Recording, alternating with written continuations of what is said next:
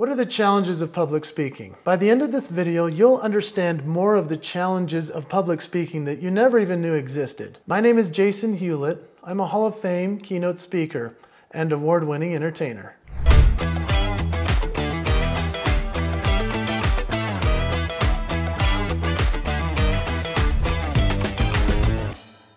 So I'm going to give something away here in terms of what is the three-letter word that has ruined the speaking industry. I'm about to tell you in this video. I'll also give away the biggest secret that most speakers will never tell you about their career that makes it so difficult after you've created a $1 million speech. And then, of course, what are some of the things I've had to negotiate for in order to do a speech? I think you're going to be shocked at some of the things I'm about to tell you I've negotiated for in my life, including my children's braces. So let's start with the first and greatest challenge of public speaking. It's actually getting gigs. Yeah, landing the event. How do you do that? That's a really tough one. You have to become a salesperson. You have to talk to other people. You have to let other speakers know that you're a speaker. Just getting the gig is the single hardest thing and greatest challenge in all of speaking. Obviously, I'm going to be making videos that you can subscribe to see more of how we do all of this. All I'm sharing here are the challenges of the public speaking business you may not have known, and getting gigs is the hardest one. The next one is social media comparison. Now this is a problem I think for everybody in the world. Have you ever watched somebody on social media and been like, I wish I had their life? Yeah, that happens as speakers too. You know, you watch some other speakers that you've either coached or you've helped along the way. Maybe they're younger than you. Maybe they just got started and they're doing better than you. Social media comparison is a real challenge in the speaking industry. I told you about that three-letter word that's nearly ruined the speaking industry. You ready for it? It's spelled T-E-D. TED Talks. Oh man, I bet you love TED Talks. I love TED Talks, but guess what? It's pretty much ruined the speaking industry, and this is why. Here is essentially a 15 to 18 minute highlight video of the best of a speech. Does that make sense? A majority of speakers are either running a workshop for a couple of hours at a convention, or they're a keynote speaker on a large stage for an hour or more. Now the world is used to seeing people do TED Talks and nail their best 15 to 18 minutes. It's essentially ruined the speaking industry in this sense, because now everyone thinks, oh, they've got a perfect 18 minutes. Well, then their entire hour needs to be as perfect as that. And yes, we need to aspire to that. But in reality, that is a condensing of all their great material into the best 18 minutes. And one of the necessities of being a speaker is to have a book. Now here's the thing. If you're a good speaker, you're a good speaker. You're not necessarily an author. And so for a lot of people, one of the real great challenges of public speaking is that you need to write a book. Maybe right now you may not feel like you need a book. I know when I got started, I didn't feel I did. Everyone said I should write one. I wish I would have listened. I wish I'd have written it sooner, but I didn't. I just went on my merry way giving speeches. Had I written the book sooner, it would have helped me refine my message. I'd have had something to sell to the client after the event. Instead, I waited a long time until I wrote my book. What was I thinking? But I was thinking I'm a speaker. One of the great challenges is you also need to be a good writer. Now let's talk about content creation. Content creation is the linchpin of speaking. You have to be able to find content in all that you do, whether it's an experience with somebody or something you read, creating content that you can bring to the speech that makes it relevant and important within your expertise and what you're sharing. Content creation is so hard because let's liken it to a stand-up comedian, for example. Most comedians spend 15, 20 years perfecting one act. That's it. And then they present that one act and they become famous, and now they're stuck trying to come up with new material. Same thing happens to speakers. And so content creation is essential. That's why doing things like video, that's why doing things like workshops and creating more content every day, blogging, writing, working hard, content creation is essential. And it's one of the great challenges of the speaking industry. So let's talk about the creation of a speech in the first place. That's really hard.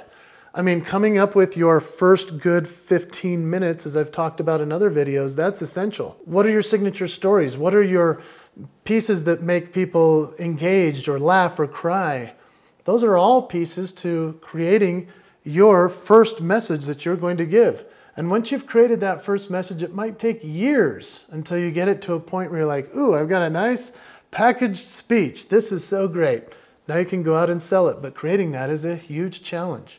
And then once you've created that really perfect speech, we call it a $1 million speech because you can make millions of dollars off of one speech. I know some speakers that have never changed their speech in 40 years. Maybe a little reference here and there, but they still speak on the same thing. Once you've come up with your $1 million speech, to refine it, to fix it, that's one of the great challenges of public speaking, whether that's going in and recording yourself and getting it a little better, having some coaching, all of those things matter to creating your $1 million speech.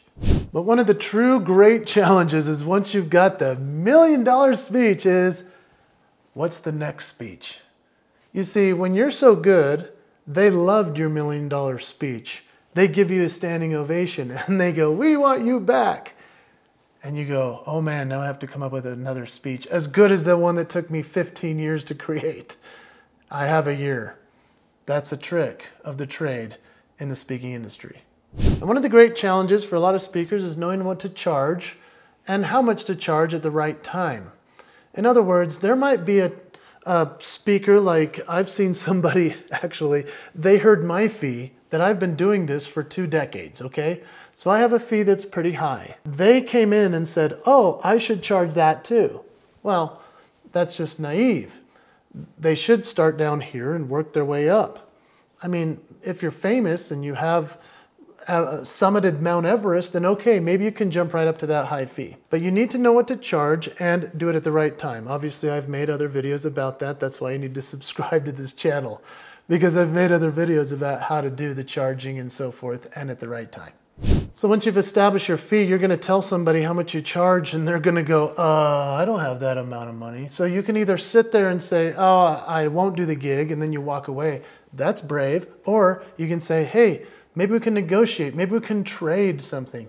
Now, when it comes to negotiations, that's a tricky one. That's one of the true challenges of the speaking industry, but I want to talk to you more about trade. You see, trade for me has been one of the best things ever. When our orthodontist called, and we had already had braces for some of the kids, it was so expensive. The orthodontist said, I want you to come and train our people. I said, are you willing to do a trade for the other younger children? He said, I didn't know you were willing to do that. Ha ha, trade. That's cool. We've done trade for a wedding ring. Yes, true story. 4 C-sections for our children when they were born. Yes, true story with the doctor. We've done trade for our shelves in our house. This isn't my house, but the shelves look like that. Beautiful. Done trades for cars. Done trades for a lot of things, whether it's potions, lotions, food. We've done a lot of trade. It is a challenge of the speaking industry, but it can also be one of the funnest parts, in my opinion, is saying, hey, want to do a trade? And the business owner's like, yeah. Another challenge of the speaking industry is that, yes, you're running your own business. You now have to be either the chef, the maitre d', the server, the janitor, or you can start to hire people. It's a really fascinating thing for somebody like me who considers himself more of an artist, trying to run a business and do it well. And I found that hiring the right people is the answer. But running a business is one of the great challenges of public speaking. There's the question, should I get an agent? Should I have management? It just depends on where you are in your career. I say you need to learn how to sell yourself so that you can choose whether you need an agent or not. I say you should learn to manage yourself so you don't need management, but if you want someone to manage it because you're so busy, that's a good choice as well. Then there's the challenge of how to work with bureaus. There are speakers bureaus that can go out and get events for you you can't get yourself. And remember, number one challenge of this industry is to get gigs. So working with the speakers bureau is so awesome because they have clients already that want them to tell them about you. And so you want the bureau to help you. That's a cool thing, but it's also a challenge to get them interested in you. We'll do more videos about how you can do that. Now, how about how to get a standing ovation? Maybe you're thinking, I'd love to speak and get a standing ovation. And I'll be honest, I've figured out a formula as to how to get a standing ovation pretty much every single event. And I'll share that in other videos as well. But that is a great challenge for a lot of speakers, and especially in the industry. They say this has to be a standing ovation speech. And so how do you get a standing ovation? That's a great challenge for speakers. How to build a list from your speech. You know, every time you speak in front of 1,000 people or even 100 people, those people can either sign up for your list and be a part of your world, or you can just let them go and you'll never see them again. They'll never think of you again either. How do you build your list? That's another important challenge of this industry. Now, every time you speak, you want to gather video footage. This is so important because whenever you're on a stage, wear different outfits, do different things, say different stories, you want to capture that footage. This is a huge challenge of the speaking industry. You either need to hire a video person to come in and film you, or you can ask for the footage that they captured of you during the event. Doesn't happen every time, but as you gather that footage, you can create your demo video. Now remember, I already told you that you're a business owner as a speaker. Yeah, so now you're in charge of everything. You're the CFO, the CXO, the CEO, the COO. You're traveling, you're doing all these things. You're a travel agent, you're a AV expert, you're a content creator. You have to do a lot of things. There's way more to it than a lot of people give it credit for. In fact, when people say, hey, I know you're just coming to give a speech, why does it charge so much? I say, because I have a lot of people that I have to pay. The CEO, the CFO, the COO. They go, wow, you have all those? They don't realize it's me. And then the greatest challenge outside of getting gigs is making money and keeping money. I've made a lot of money and I've lost a lot of money. I've spent a lot of money, and it's been a fun career, and it will continue to be so.